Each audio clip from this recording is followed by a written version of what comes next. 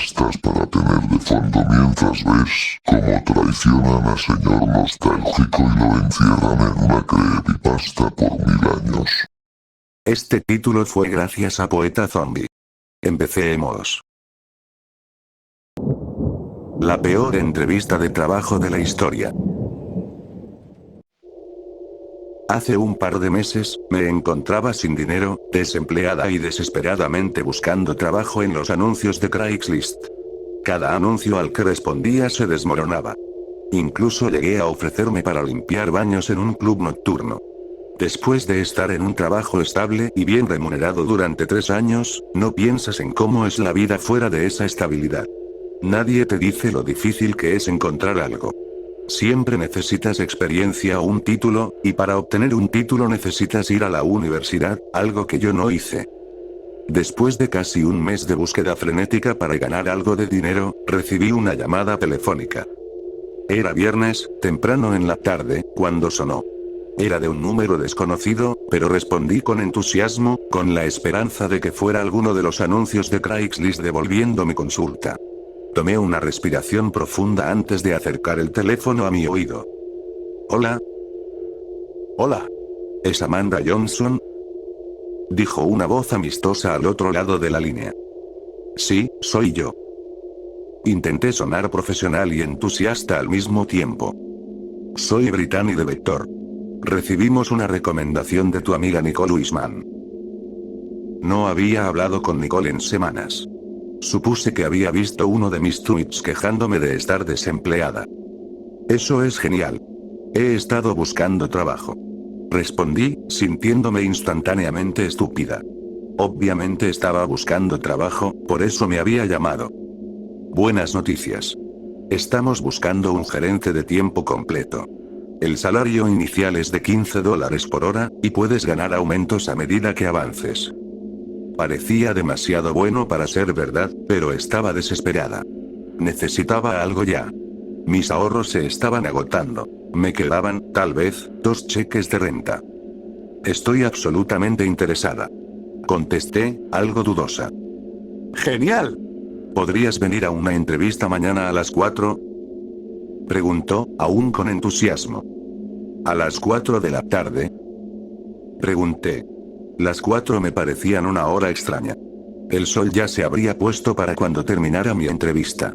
Supongo que no tenía nada más que hacer, pero era raro que una empresa hiciera entrevistas tan tarde en el día. Sí, a las 4 de la tarde.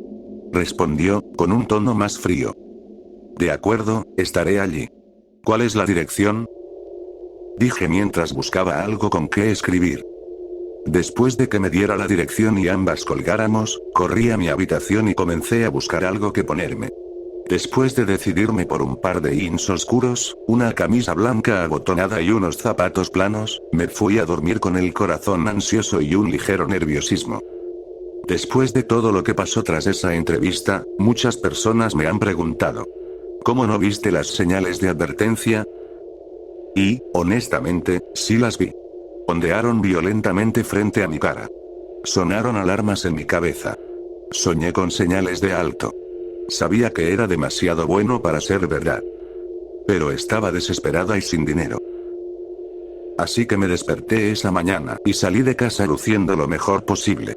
Estaba decidida a conseguir un trabajo. Sabía que lo lograría. Parecía una profesional de verdad. El día estaba algo caluroso y me preocupaba que mi camisa se pegara de sudor. Encendí el aire acondicionado y escribí la dirección en mi GPS. El edificio estaba en una parte de la ciudad que no conocía. No había mucho alrededor, y tampoco decía explícitamente que el edificio pertenecía a Vector. Supuse que era una propiedad amplia y que era un negocio bastante nuevo. Mis manos sudaban tanto que resbalaban del volante. Casi tuve 2 accidentes. Comenzó a llover. Parecía que el universo me estaba diciendo que me diera la vuelta. Pero necesitaba esto. Estaba desesperada. Y Nicole era una amiga bastante buena. No me enviaría a una entrevista sospechosa. Obviamente me recomendó por una razón. Siempre pensé que tenía ciertas cualidades de gerente. ¿Quién sabe?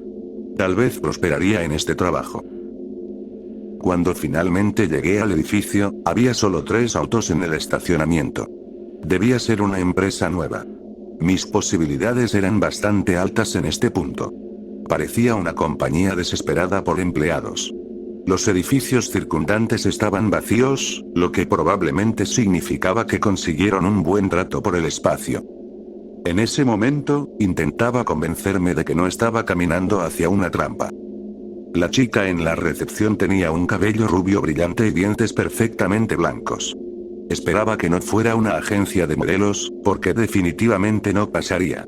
Se levantó y extendió la mano para estrechar la mía. Hola, Amanda. Soy Brittany. Muchas gracias por venir hoy. Dijo mientras salía de su escritorio para conducirme a una sala lateral designada como sala de espera. Siéntate, te llamarán en breve. ¿Te puedo ofrecer agua o café mientras esperas? Preguntó, acomodándose el cabello sobre el hombro. Agua está bien. Respondí, sonriendo sin mostrar mis dientes para ocultar los torcidos de la parte inferior. Ella se alejó contoneándose, dejando mis palmas más sudorosas.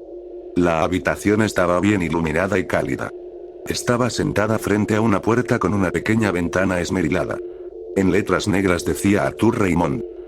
Brittany regresó con un vaso pequeño de agua en sus manos impecablemente manicuredas. Lo tomé con una sonrisa cerrada y bebí un sorbo. Ella se quedó un poco, así que bebí otro. Poco a poco retrocedió y regresó a su escritorio. Terminé el vaso y lo aplasté en mis manos. Justo cuando me levantaba para tirarlo al bote de basura, la puerta se abrió. Un hombre alto y delgado con un traje de rayas sonrió al verme. Sus dientes eran tan perfectos como los de Brittany. Debe ser Amanda. Por favor, pasa. Dijo, haciendo un gesto con el brazo hacia la puerta abierta. Entré en la habitación, sintiéndome más cálida que cuando esperaba. El espacio a mi alrededor se sentía borroso. Estaba tan nerviosa y sudorosa. Soy Arthur. Estamos muy contentos de tenerte en nuestro equipo. Dijo, sentándose frente a mí con una sonrisa de dientes perlados. Sí. Respondí. ¿Por qué no dije más? Sentí como si estuviera fuera de mi cuerpo, mirándome desde arriba, viendo mi yo incómoda sentada en una silla que parecía demasiado grande para mí. Dime, Amanda, ¿cuáles son tus mayores fortalezas? Preguntó, inclinándose hacia adelante en su escritorio. Eso fue lo último que recuerdo antes de despertar en una habitación húmeda, con cadenas alrededor de mis muñecas. El peor sentimiento del mundo es la impotencia. Cuando todo lo que ves es oscuridad, todo lo que oyes son sollozos lejanos y todo lo que piensas es en la muerte, no hay peor sensación. Pensé que estar sin dinero era horrible, pero esto era indescriptible. Era como si ratas treparan por mis piernas y no pudiera alejarlas, como si mis pulmones se llenaran de agua y no pudiera cerrar la boca. Cuando abrí los ojos y vi aquella habitación por primera vez, pensé que estaba soñando. Había unas 15 chicas conmigo, todas en ropa interior, encadenadas a la pared. Todo olía a orina y a tinte de cabello, olores que venían de mí. Pensarías que no podría sentir vergüenza en ese momento, pero sí la sentí. Estaba de rodillas en mi propia orina, y creo que las chicas junto a mí también. Entrecerré los ojos, tratando de distinguir los rostros a mi alrededor. Todas mantenían la cabeza baja, mirando el concreto bajo nosotras. Hola. Susurré al vacío. Nadie respondió, pero las chicas junto a mí giraron la cabeza en dirección opuesta.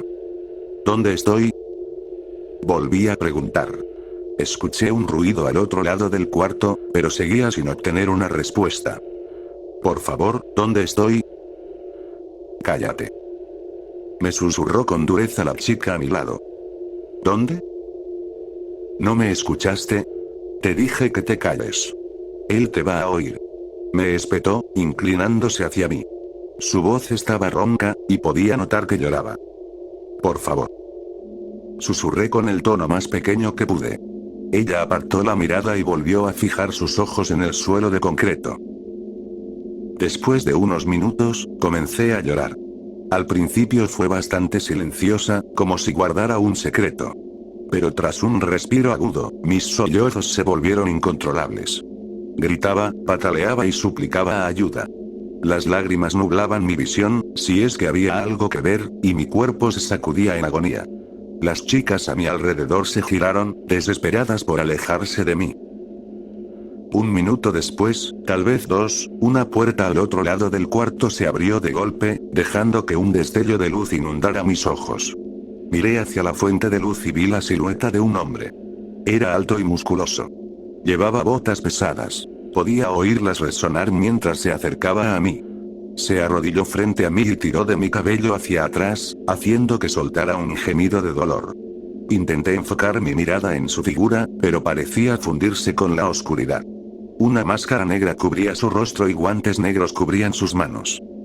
Un dolor agudo recorrió mi cabeza desde la parte trasera hasta el frente. Me llevó un momento darme cuenta de que me había golpeado. El dolor hizo que mi mandíbula se abriera y las lágrimas brotaron de mis ojos. Amanda, las chicas buenas no lloran así. No es bueno para el negocio, ¿verdad? Dijo, inclinándose hacia mi rostro. Su aliento olía a pollo y vino. Nunca había sentido tanta hambre antes. Lo siento. Comencé a decir antes de que me golpeara de nuevo. Las chicas buenas tampoco hablan. Dijo, poniéndose de pie rápidamente. Otro golpe agudo impactó mi estómago. Me doblé de dolor y dejé escapar un grito ahogado. El hombre sobre mí se rió con una maldad profunda. Comencé a llorar otra vez. En mi vida no había pensado mucho en la muerte. Sentía que había tenido una infancia moderadamente buena. La escuela no había sido tan mala. La adultez no había estado tan mal, excepto por estar desempleada y ahora cautiva. Pero en ese momento, mientras ese hombre enmascarado me pateaba las costillas, todo lo que quería era morir. De hecho, lo imploré. Con cada golpe, más doloroso que el anterior, supliqué por uno que me matara. Sentí la sangre correr por mi rostro desde mi nariz. Rebecca, ¿por qué no le dices a nuestra nueva invitada cómo se comportan las chicas buenas? Dijo finalmente, dejando de golpearme y moviéndose hacia la chica a mi derecha. Ella mantuvo la cabeza baja, pero giró levemente hacia mí. Las chicas buenas se quedan calladas, no lloran y no responden. Susurró. Lo siento, Becca, no te escuché muy bien. Dijo él, golpeándola en la cabeza. Las chicas buenas se quedan calladas, no lloran y no responden. Gritó entre lágrimas. Me giré, apartando la mirada de ella. Lo escuché golpearla varias veces más antes de que regresara por la puerta por la que había entrado. Rebecca lloraba en silencio a mi lado. Su cuerpo parecía derrotado. Me sentí tan culpable. Era mi culpa que él la hubiera lastimado. Si no hubiera llorado, ella habría estado bien. Después de unos minutos, me miró con la misma nariz ensangrentada que yo tenía. Por favor, solo cállate. Me susurró. Mis ojos comenzaban a acostumbrarse a la oscuridad y pude distinguir cómo era Rebecca. Tenía el cabello castaño que le llegaba a los hombros. Parecía extremadamente desnutrida. Casi todas en la habitación lo parecían. Mi estómago comenzó a gruñir y todas parecieron estremecerse al mismo tiempo. ¿Cuánto tiempo había estado ahí antes de despertar? ¿Cuánto tiempo permanecería? ¿Cuándo iba a morir? ¿Alguien estaría buscándome? Me mantuve despierta todo el tiempo que mis ojos pudieron mantenerse abiertos y dormí hasta que se abrieron nuevamente. Hice eso 4 o 5 veces antes de que la puerta se abriera otra vez. La habitación gimió de dolor cuando el sonido de ruedas rodando entró en nuestro calabozo del infierno. El carrito detenido frente a cada chica, colocando una bandeja en el suelo. Observé mientras las chicas a mi alrededor comían como cerdos de un comedero. Cuando la bandeja fue colocada frente a mí, me incliné hacia adelante y olí el plato frente a mí. Olía a huevos podridos y pescado. Me ahogué y me giré, apartándome de la bandeja. Rebecca me miró, con la comida cubriendo su rostro y sacudió la cabeza furiosamente. ¿Alguien no está satisfecha con su cena? Una voz vino desde arriba. Antes de que pudiera mirar, mi cara fue empujada contra la bandeja frente a mí. Mi nariz se llenó de huevos podridos y pescado. «Cómelo», gritó la voz, soltando una risa. Rápidamente dejé que algo de comida entrara en mi boca. Mi cabeza fue liberada del pie de mi captor, pero no me atreví a moverme. Continué lamiendo el barro frente a mí. Cuando la bandeja estuvo vacía y levanté la cabeza, la voz recogió nuestras bandejas vacías y salió de la habitación, dejándonos nuevamente en la oscuridad. Mi estómago estaba lleno, pero aún me sentía tan vacía por dentro. ¿Por qué me estaba pasando esto? ¿Qué había hecho mal? ¿Por qué me estaban forzando a este destino tan horrible? Me recosté sobre mis pies e intenté ajustar mi peso. El suelo bajo mí estaba mojado nuevamente, pero esta vez por Rebeca. Agradecí que no dijera nada sobre mi suelo sucio, así que yo no dije nada sobre el suyo. Ella estaba sentada con las piernas estiradas y la cabeza reclinada contra la pared detrás de nosotras. Mi nombre es Amanda. Susurré hacia ella. Ella giró la cabeza hacia mí y me dio una débil sonrisa. Soy Rebeca. Susurró de vuelta. ¿De dónde eres? De Kentucky. ¿Y tú? De California. Extendí mis piernas también y de inmediato sentí arrepentimiento, pues me dolían y crujían por el dolor. Quería preguntarle cómo había llegado allí, dónde estábamos, cómo salir, pero solo miré hacia el techo hasta que mis ojos estaban demasiado pesados para mantenerse abiertos. La próxima vez que los abrí, el mismo hombre de la máscara negra estaba arrodillado frente a mí, golpeando mi mejilla. Podía notar que sonreía, aunque no pudiera ver su boca. Mis muñecas fueron desencadenadas y me levantaron. Sentí como si estuviera aprendiendo a caminar de nuevo. 5 chicas más y yo fuimos conducidas hacia la luz. Nos alinearon contra una pared blanca y nos rociaron con una manguera. Todos los hombres afuera llevaban máscaras de esquí y guantes. Después de ser rociadas, nos llevaron a una habitación con vestidos rojos colgados en percheros. Una vez puestos, una bufanda cubrió nuestros ojos y cuerdas ataron nuestras muñecas detrás de nuestras espaldas. Nos llevaron por un rato hasta que nos subieron a un vehículo. Estaba entre 2 chicas rezando en español. Los hombres en el auto hablaban un idioma que no entendía. Después de conducir unos 10 minutos, nos detuvimos. Nos sacaron, aún con las máscaras y atadas. Nos llevaron nuevamente a un edificio. Podía oír las puertas cerrándose detrás de nosotras y el sonido de nuestros zapatos contra el suelo. Finalmente, nos condujeron a una habitación y nos alinearon contra la pared. Nos quitaron las bufandas y mis ojos se ajustaron a mi nuevo entorno. Frente a nosotras había 6 hombres con trajes vibrantes y sonrisas llenas de dientes. Hice una mueca de miedo. Finalmente supe dónde estaba y qué me estaba sucediendo.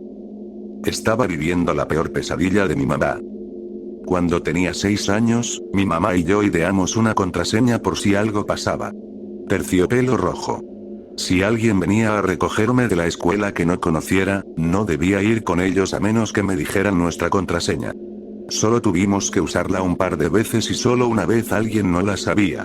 Fue probablemente la cosa más aterradora que me ha pasado. Este hombre vino a mi escuela cuando estaba en 5º grado y me dijo que mi mamá había tenido un terrible accidente, la clásica historia de secuestro con llanto. Cuando le pedí la contraseña, intentó arrastrarme hacia la puerta de la oficina. Cuando grité pidiendo ayuda, la secretaria corrió a mi rescate. Cuando grité pidiendo ayuda mientras este hombre con un traje morado brillante me arrastraba hacia su auto deportivo, el único que vino corriendo a rescatarme fue mi captor. Me agarró el antebrazo con su mano enguantada tan fuerte que grité de dolor como un perrito al que le pisan la cola. Su puño conectó con mi estómago y me doblé de dolor. Me jaló el cabello hacia atrás para mirar su rostro enmascarado.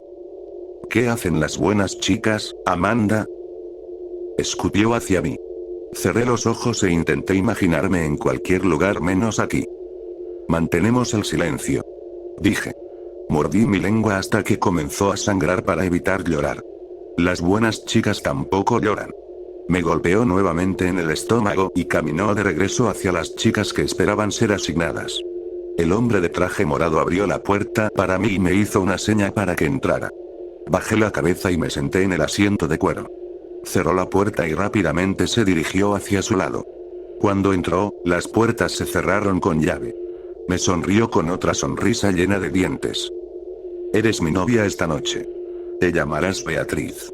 Dijo con un acento muy marcado, descansando su mano sobre mi muslo. No hablarás con nadie. Hice una mueca y miré hacia otro lado. El auto comenzó a moverse y la vida pasó rápidamente frente a mí. No podía decir dónde estaba. Ningún lugar me era familiar.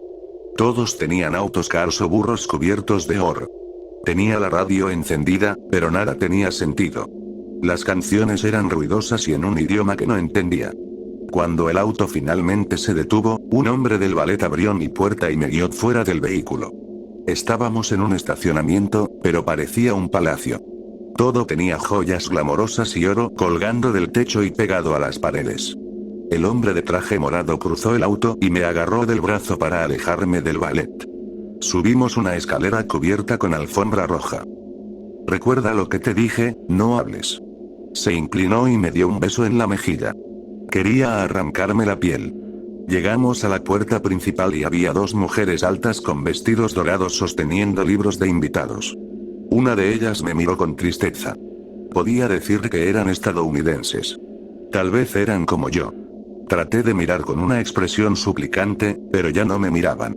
El interior de la habitación se veía tan glamoroso como el exterior. Todos estaban elegantemente vestidos, comiendo y bebiendo cosas caras, pisando alfombra roja. Si no hubiera estado tan aterrada, tal vez me hubiera sentido como una princesa. Una chica más joven que yo se acercó con una bandeja de copas. ¿Champán?, dijo con una voz quebrada. Negué con la cabeza, pero el hombre de traje morado ya tenía 2 copas en las manos. Me miró con desdén hasta que la tomé. No podía llevarme la copa a la boca. Todo lo que pensaba era en ese vaso de agua que arruinó mi vida para siempre. Si no hubiera aceptado ese vaso, tal vez no estaría aquí. Bébelo, Beatriz. Susurró en mi oído, apretando mi brazo con fuerza. Tomé un pequeño sorbo y lo mantuve en mi boca. Él me sonrió y nos condujo a través de la multitud. Cuando él miraba en otra dirección, escupí el trago de regreso en la copa.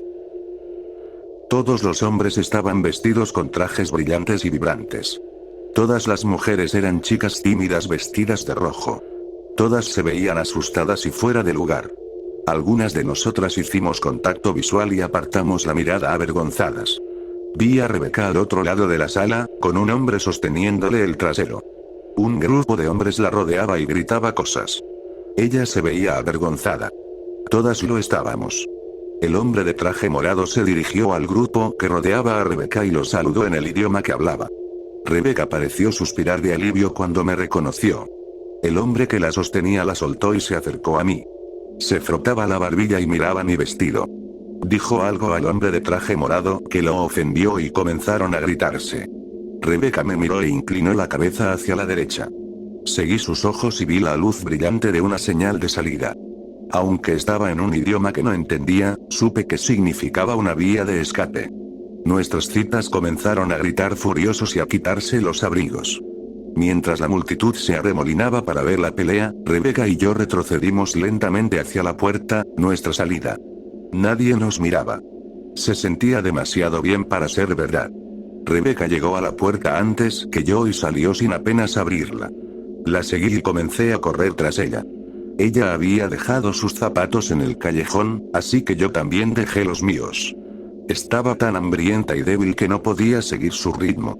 Mis piernas se estaban volviendo rígidas con cada paso. Espera, por favor. No puedo seguirte. Grité hacia ella. Se detuvo y se dio la vuelta para mirarme, arrastrándome por el sucio suelo detrás de ella. Por un momento, realmente pensé que me iba a dejar allí. Miró hacia adelante y luego hacia mí. Comencé a llorar y traté de levantarme. No iba a quedarme sola. Vamos. Dijo corriendo hacia mí y ayudándome a levantarme. Podemos escondernos allá arriba. Había un edificio justo adelante con cintas amarillas y rojas rodeándolo. Las ventanas estaban rotas y la puerta tenía un gran candado. Ella me arrastró medio al edificio y me levantó hasta una ventana rota. Me arrastré a través de ella y caí al suelo con un fuerte ruido. Ella me siguió y rápidamente me arrastró hacia el medio de la puerta. Había algunas lonas desechadas descansando en las escaleras. Ella las extendió sobre nosotras y se acostó sobre su espalda. No hagas ruido. Susurró, cubriéndose la boca para callar su respiración. Imité sus acciones y cerré los ojos. Incluso si nunca nos encontraran, íbamos a morir. Sabía que íbamos a morir. No había escape. No había una señal iluminada sobre una puerta que nos ofreciera una salida. Íbamos a morir bajo esta lona azul o en el calabozo con las cadenas tirando de nuestras muñecas.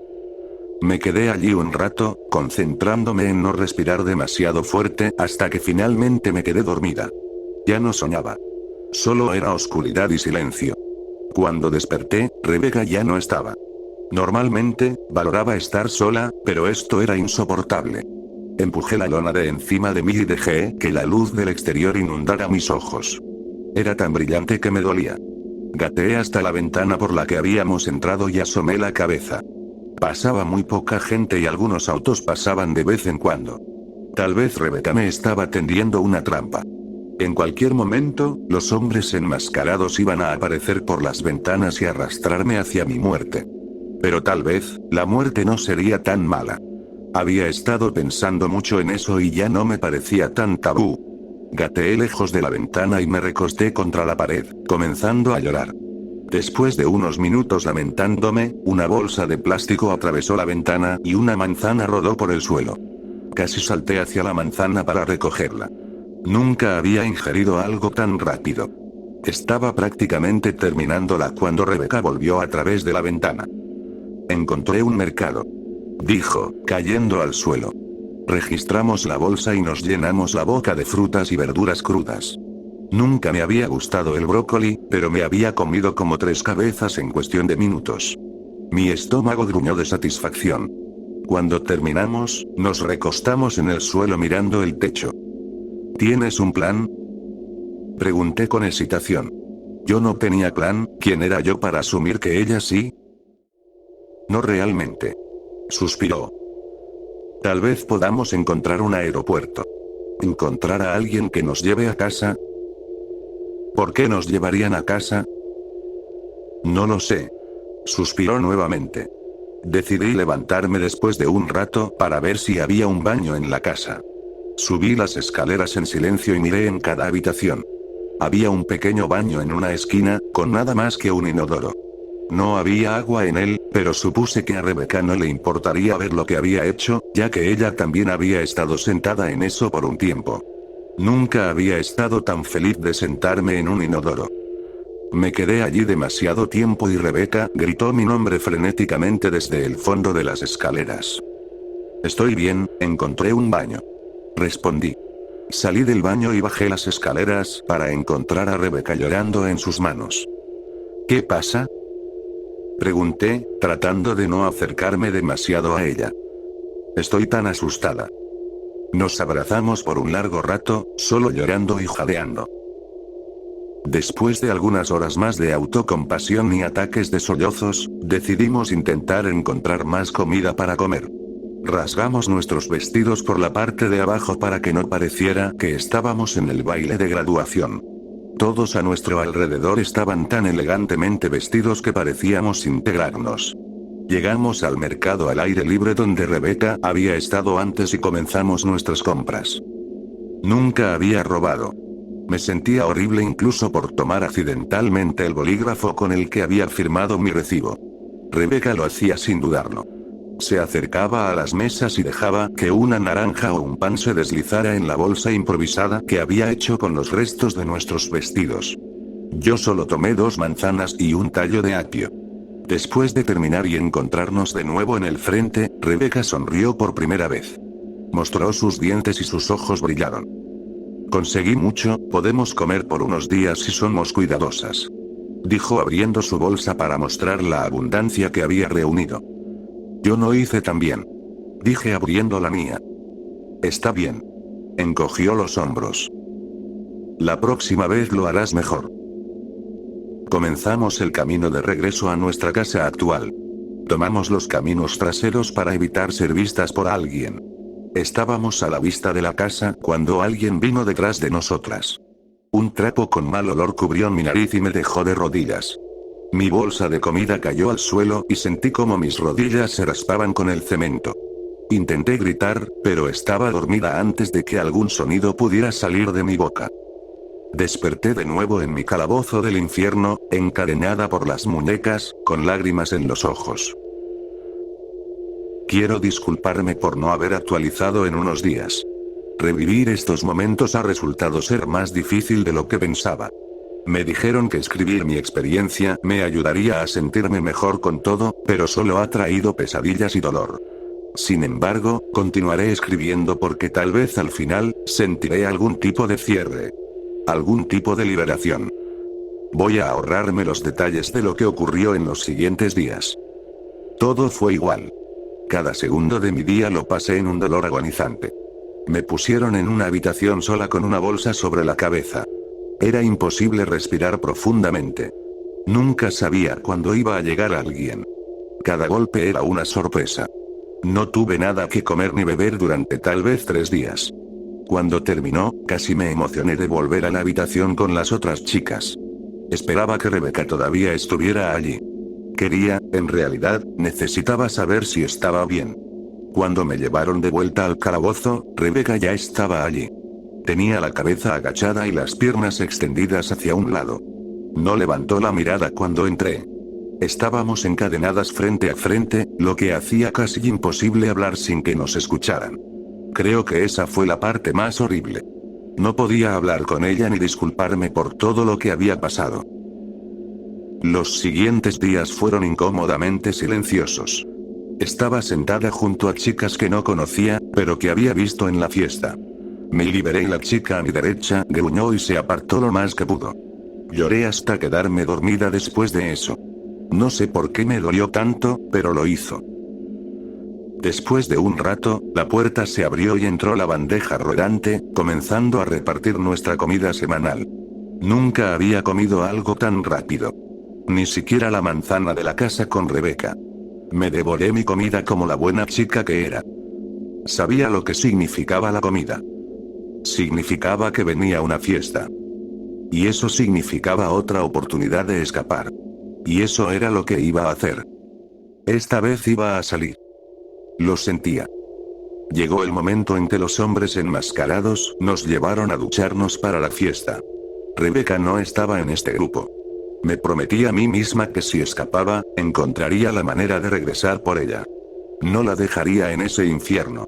Nuestro vestidor estaba lleno de vestidos dorados y trajes de baño. Antes, cuando la vida era normal, tenía pavor de estar en un traje de baño. Odiaba ir a la playa o a fiestas en la piscina. Pero hoy, me puse mi traje de baño tan rápido. Después de mi golpiza, encontré una nueva fuerza. Nos llevaron a la furgoneta y me senté tranquila entre 2 nuevas chicas que iban a su primera fiesta. Las oí sollozar en silencio. Viajamos durante mucho tiempo hasta que pude oler el agua del mar entrando por los ventiladores del aire. Cuando el coche se detuvo, nos quitaron las bolsas y las cadenas antes de que saliéramos del vehículo. Hoy vamos a ser buenas chicas, ¿verdad?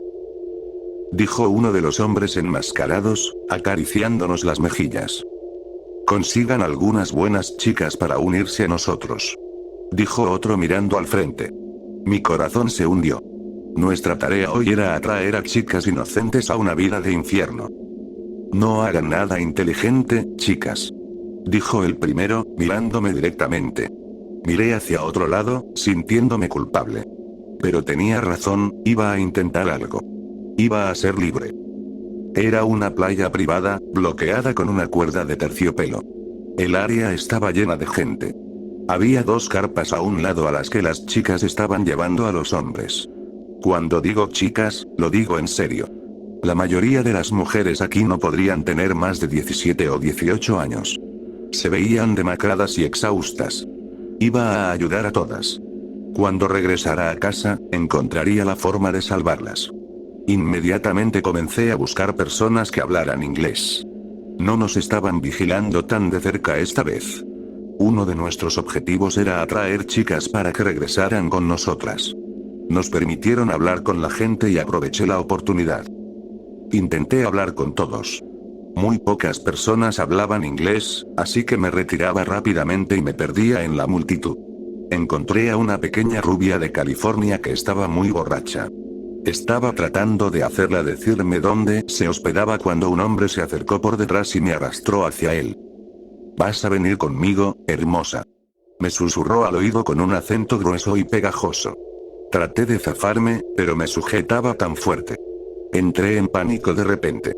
Miré alrededor en busca de ayuda, pero todos estaban demasiado ocupados coqueteando con hombres ricos o buscando chicas borrachas. Me arrastró a una carpa y la cerró con cremallera. Me retrocedí hacia una esquina y cerré los ojos de miedo. «Abre los ojos», dijo, hablando repentinamente con acento americano. Mis ojos se abrieron con esperanza. «¿Eres americano?», pregunté. Sonrió. «También soy policía», respondió. Mi rescate fue algo sacado de una película. El oficial Cogenesen me dio un chaleco antibalas y me hizo sentar en una esquina de la carpa con la cabeza agachada. Los hombres que me habían llevado escaparon, por supuesto, pero todas las chicas que vinieron conmigo a la fiesta fueron rescatadas. Las chicas que estaban en el calabozo nunca fueron encontradas, hasta donde sé. Recuperaron a 45 chicas. Algunas de ellas llevaban años desaparecidas, otras solo un par de días. En cuanto a mí, había estado desaparecida poco más de un mes. Todas las chicas recuperadas habían sido tomadas de una entrevista de trabajo. Lo peor era que a todas les dijeron compañías diferentes. Yo fui la única a la que le dijeron que estaba asistiendo a una entrevista para Vector. Es posible que las chicas que quedaron atrás les hayan dicho Vector, pero yo fui la única de las recuperadas. Alguien reportó una actividad sospechosa después de ver a dos hombres llevando a chicas aparentemente inconscientes, vestidas con vestidos rojos, hacia su auto. La policía fue contactada y representantes de Estados Unidos llegaron a la ciudad de Jubail, en Arabia Saudita, y rápidamente localizaron el lugar donde nos estaban reteniendo. Algunos oficiales se quedaron atrás para asaltar el calabozo mientras nos llevaban a la playa, pero cuando llegaron, el lugar ya había sido desocupado y no quedaba nadie. Se estima que casi 150 chicas estaban siendo retenidas. Las 45 de nosotras fuimos llevadas a la embajada de Estados Unidos y esperamos allí durante 2 días antes de poder regresar a casa. Yo fui una de las primeras 10 en llegar a la embajada. No dejaba de rogarle a alguien que me dijera si habían encontrado a Rebeca, pero me dijeron que encontraron 3 Rebecas diferentes. Me senté cerca de la puerta y me levantaba cada vez que se abría. Ella nunca apareció. Mi corazón todavía se rompe por ella. Todavía me pregunto dónde está, si está pensando en mí, si está viva. El oficial Cogenesen y yo encontramos el edificio en el que nos habíamos quedado y había restos de comida nuevos. Me dicen que siguen buscándola, pero no creo que realmente lo estén haciendo. Cuando llegué a casa, una de las primeras cosas que hice, en contra del consejo de mi consejera, fue volver al edificio al que había ido para la entrevista. Me habían quitado el teléfono durante mi secuestro, pero logré encontrar el camino de vuelta. Como esperaba, estaba vacío. Un cartel de «Se arrienda» estaba pegado en el frente, casi como si se estuviera burlando de mí. Llamé al número para preguntar por los inquilinos anteriores, pero me dijeron que había estado vacío por años. Estoy cansada de esperar. La policía no ha encontrado nada. Fueron tan inteligentes cubriendo sus huellas. Me prometí a mí misma que salvaría a esas chicas. Salvaría a Rebeca. Ella trató de salvarme, así que yo también lo haría. Compré mi boleto de avión a Arabia Saudita anoche. Voy a encontrarla. La encontraré.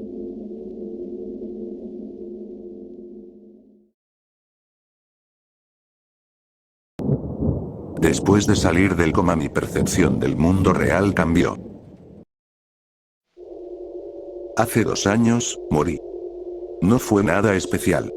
Un accidente de tráfico. La gente muere todo el tiempo en accidentes de coche. Estaba de camino a casa del trabajo, saliendo a la autopista, y un camión iba demasiado rápido. Sé exactamente lo que pasó, porque mi abogado me mostró las imágenes de la cámara del tablero del camión. Mi coche derrapó, luego voló por los aires. El techo se dobló y golpeó mi cabeza.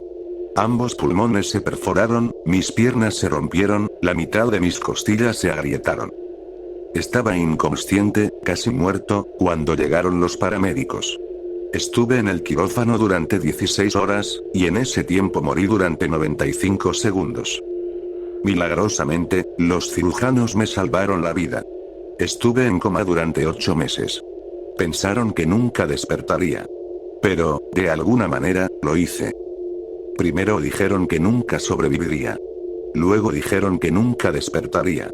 Después dijeron que tenía daño cerebral irreversible. Luego dijeron que nunca caminaría de nuevo. Una y otra vez, desafié las probabilidades. El cerebro es algo curioso. Deberías saberlo, soy neurocientífico. No soy doctor ni cirujano cerebral. Hago investigación, resonancias magnéticas funcionales, ese tipo de cosas. Esa tarde había estado conduciendo de vuelta a casa después de entrevistar a personas con sinestesia. Es cuando tus sentidos se mezclan entre sí. Puedes oler los sonidos o saborear los colores.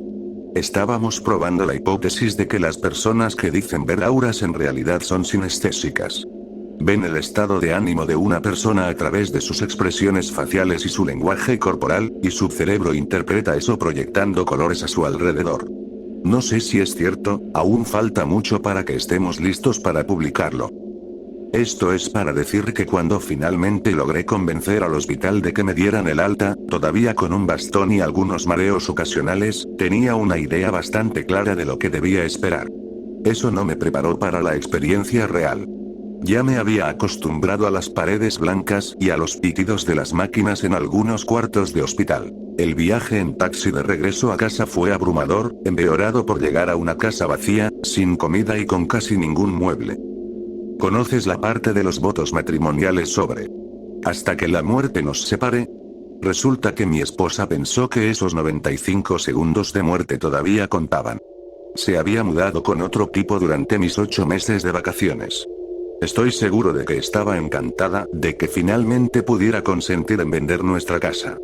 Con mis ahorros, la paga por enfermedad, las ayudas del Estado y mi parte de la venta, al menos pude alquilar un pequeño apartamento. Incluso encontré una enfermera, Anita, que se especializaba tanto en fisioterapia como en salud mental, y venía 3 veces a la semana para revisarme, ayudándome con lo básico mientras me recuperaba.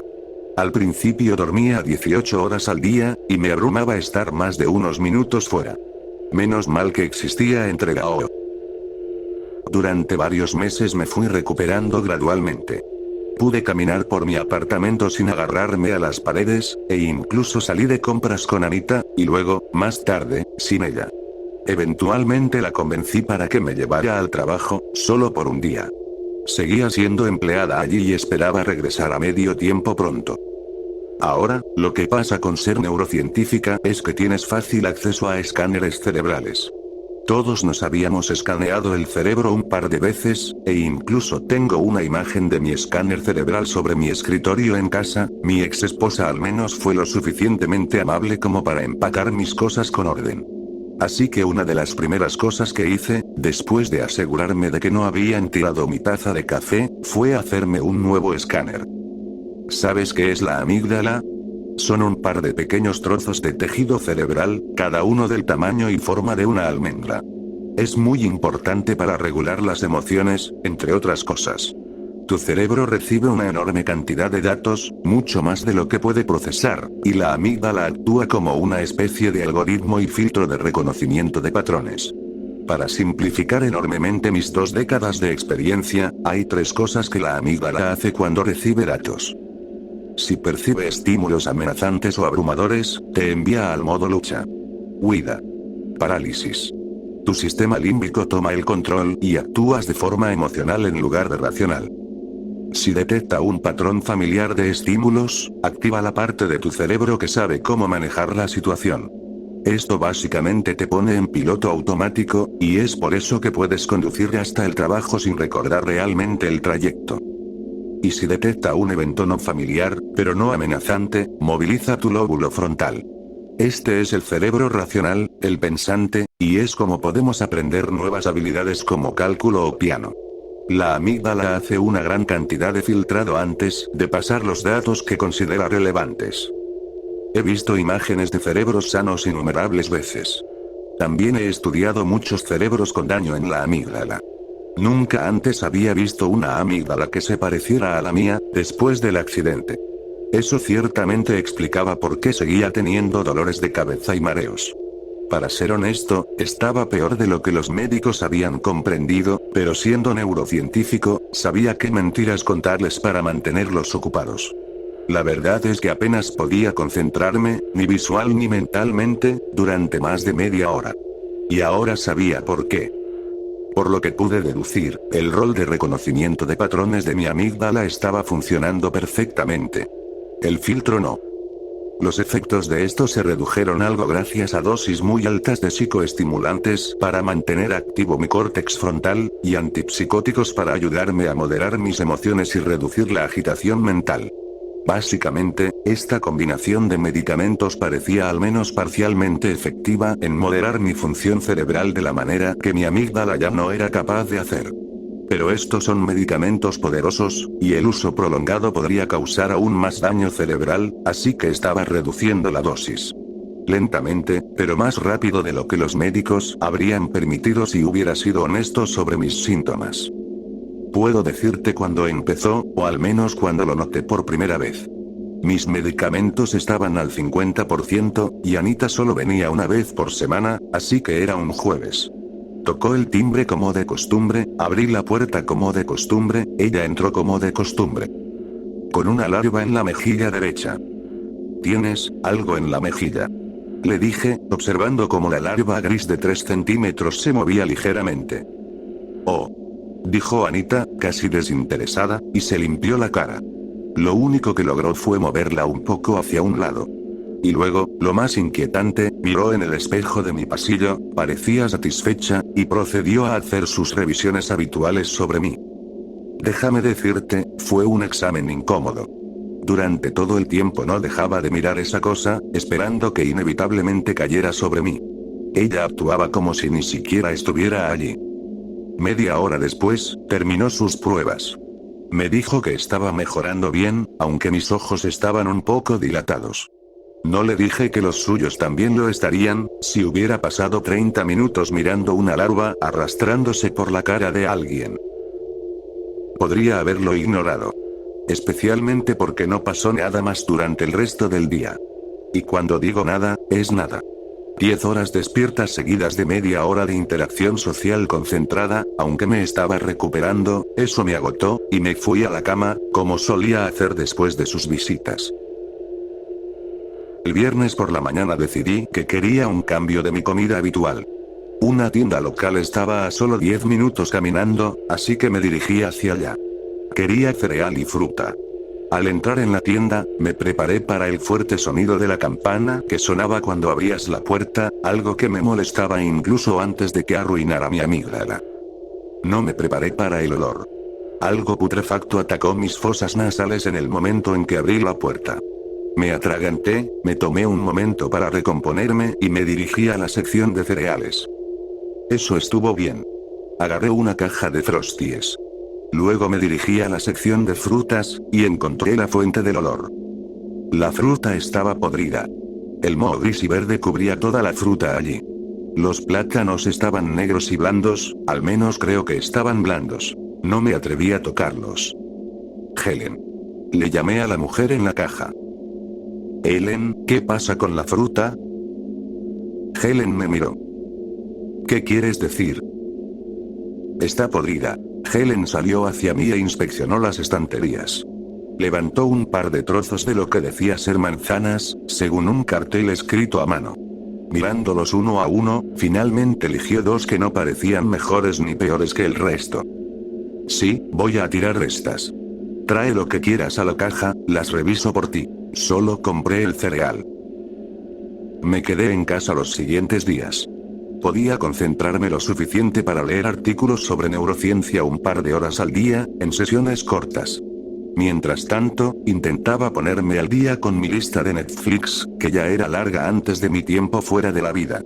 Pero nada con subtítulos, eso aún no podía soportarlo. A medida que se acercaba el jueves, me empecé a preocupar. La semana pasada había sido bastante horrible, y temía que se repitiera. Anita sonó el timbre poco después del mediodía y abrí la puerta para recibirla. No había gusanos. Quiero decir, hay que tratar de encontrar lo positivo en la vida, ¿no?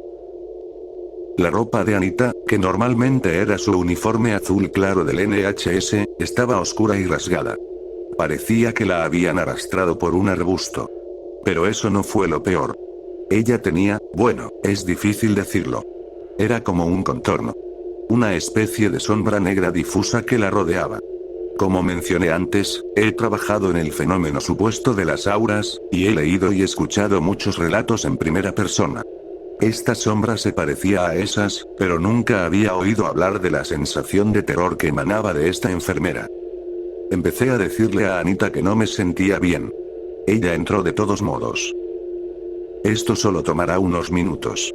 Y si no te sientes bien, es aún más importante que te haga un chequeo adecuado. Ojalá pudiera decir que esa media hora fue el momento más estresante de mi vida.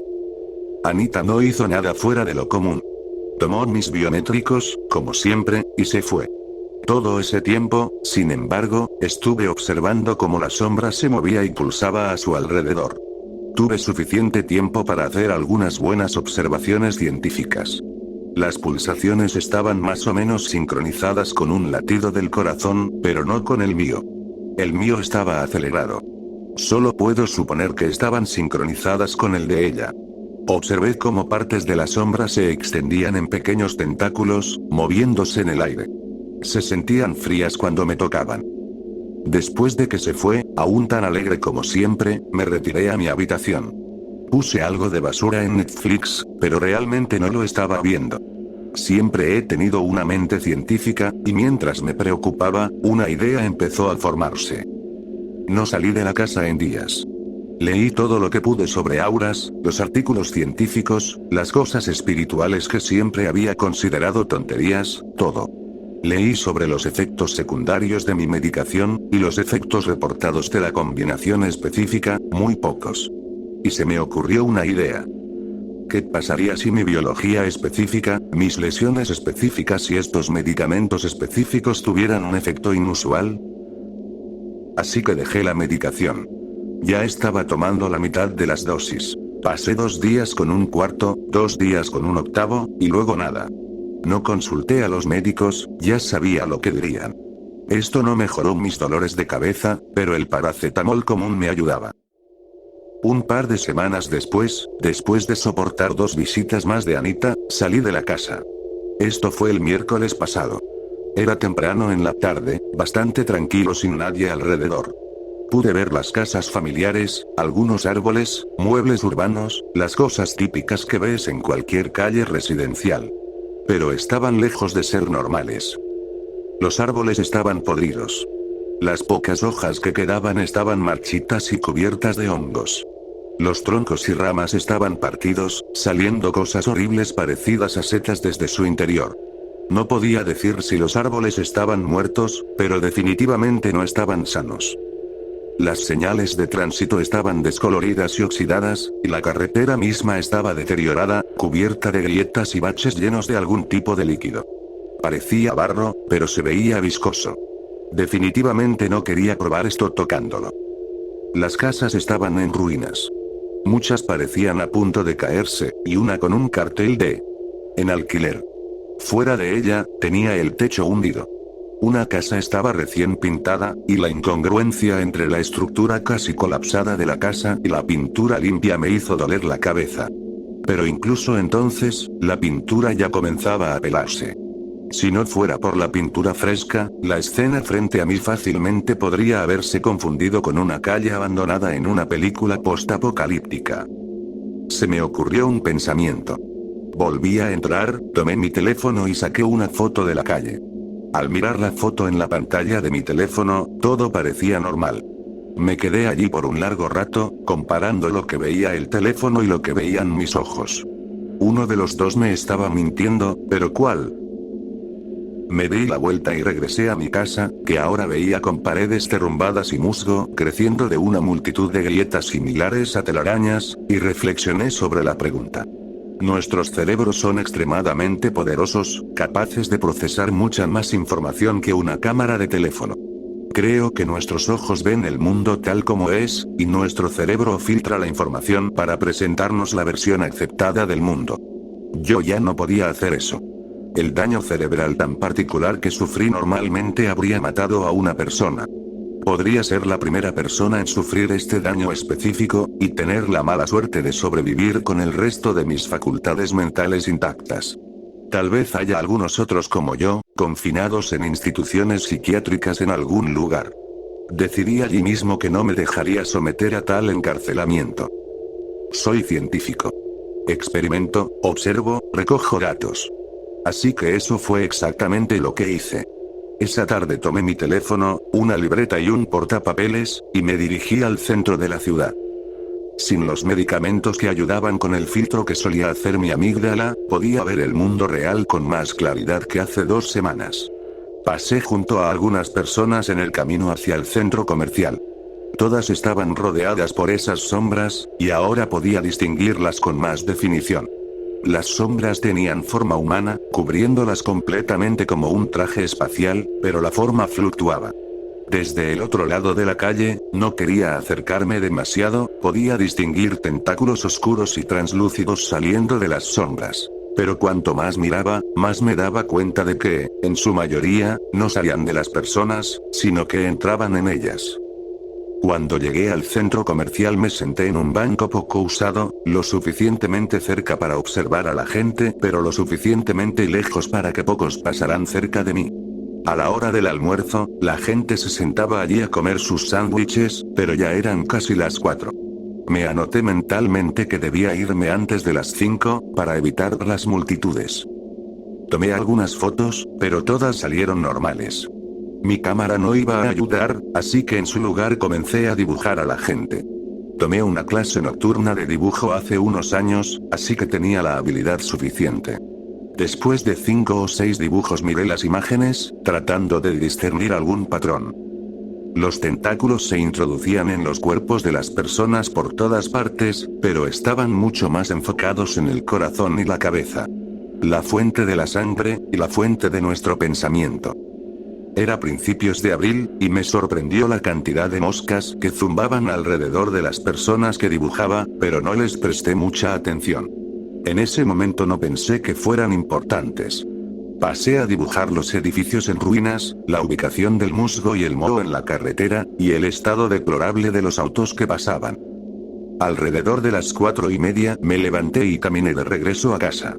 El centro comercial está al oeste de mi casa, así que había tenido el sol en los ojos durante el camino. Por eso fue una sorpresa ver el sol en mi camino de vuelta. En realidad, no era el sol. No el sol al que estoy acostumbrado, de todos modos. Era aproximadamente la mitad de su tamaño, y rojo. Me di la vuelta. Nuestro sol amarillo habitual estaba en su lugar. Si hubiera visto esto en el pasado, habría estado choqueado y desconcertado. Ese día, fue solo otro pedazo de rareza. ¿Siempre había estado ahí y nunca lo había notado? Dibujé los 2 soles, y logré llegar a casa sin que me sucediera nada más extraño. El interior de mi departamento fue un cambio bienvenido respecto al extraño y putrefacto mundo exterior. Es solo un dormitorio, sala de estar, cocina y baño, y había mantenido fácilmente la limpieza del desorden de una sola persona durante los últimos meses.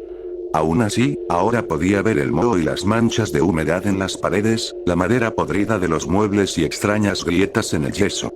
La cocina apestaba, así que tiré la gran cantidad de comida mohosas y pedí entrega a domicilio de un montón de comida enlatada y ultraprocesada. También pedí mucha agua embotellada. El agua del grifo estaba salobre y teñida de marrón. Anita llegó justo a tiempo al día siguiente. No sé si el aura sombría era más fuerte, o si simplemente la estaba viendo con más claridad ahora. Conté 3 gusanos, 1 en su cara y 2 en su cabello. Moscas zumbaban alrededor de ella, y mientras ella tocaba y revisaba, mantenía los ojos cerrados, agradecido solo por el hecho de que usaba guantes estériles para el examen. Después de 20 minutos intentando no vomitar por el hedor, me dijo que parecía estar físicamente bien, pero emocionalmente agitado. Vaya. Pensé para mí. Anita programó una cita de internamiento para la próxima semana. Estuve de acuerdo solo para que terminara y se fuera, sin intención de asistir realmente. La televisión es buena. Lo que sea que suceda en la realidad aparentemente no se ve en la cámara. Pasé el resto del día viendo Netflix y YouTube en maratón, solo para experimentar algo de normalidad. Al día siguiente, hice una cita con el doctor. Si hubiera estado tomando mis medicamentos como me los recetaron, habría estado fuera ese mismo día, y es asombroso lo rápido que puedes conseguir una cita cuando dices que te has quedado sin tus antipsicóticos. Conduje hasta la consulta del médico bajo la luz de 2 soles, me quedé en mi coche hasta el último momento, y luego entré.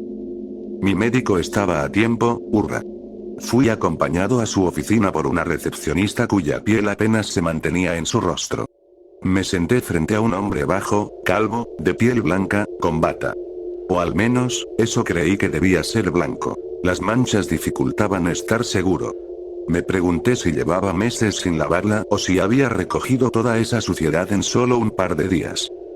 El doctor me hizo las preguntas de siempre, y yo respondí. Pero una receta de mis medicamentos no era la razón por la que estaba allí. Quería estudiar a otra persona de cerca, y ya no sentía que confiara en Anita. Además, me sentía más seguro fuera de mi casa, en un lugar al que podría huir si era necesario. Él tenía el aura habitual que ya esperaba, y observé cómo los tentáculos se deslizaban alrededor de él, entrando de vez en cuando en su piel como si no estuviera allí. La piel estaba manchada y cicatrizada de maneras que no había visto antes, y su rostro sangraba de 2 llagas abiertas. Varias moscas zumbaban alrededor de él, entrando y saliendo del aura, arrastrándola con ellas. Después de satisfacer su curiosidad con mis respuestas, el doctor tuvo que hacer un poco de trabajo en la computadora. Había notado que las moscas eran inusuales, y aproveché esta oportunidad para sacar mi cuaderno y dibujar una de ellas. Eran grandes. Mucho más grandes que cualquier mosca que haya visto antes, de unos 4 o 5 centímetros de ancho. Y cuanto más las miraba, más me daba cuenta de que no se parecían realmente a las moscas. Las estudié y completé un rápido esbozo que podría mejorar después. Tenían cuerpos negros con rayas verdes y 4 alas, así que no eran moscas verdaderas. ¿Algún otro tipo de insecto? No soy un entomólogo, pero sé que los insectos tienen 6 patas. Estos tenían 4 patas, y en lugar de ojos compuestos, parecían tener 2 ojos en forma de esfera al final de un tallo. Esta no era una combinación que conociera de ninguna especie. Me estaba sintiendo cada vez más incómodo, y entonces me di cuenta de que, de hecho, sí tenían 6 extremidades. 4 patas, y 2 extremidades de agarre en el frente. Estas cosas son capaces de sostener objetos pequeños. Pero lo que realmente me sorprendió, lo que me llevó a salir corriendo de la oficina del doctor sin una receta, fue lo que sucedió después. 2 de las moscas aterrizaron sobre mi cuaderno. Parecían estudiar el dibujo que había hecho. Luego empezaron a zumbear. O para ser más precisos, habían estado zumbando todo el tiempo. Ahora, zumbaban de una manera que, para mí, sonaba mucho a comunicación.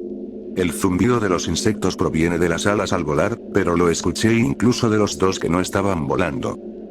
Luego se elevaron, uniéndose a las otras moscas.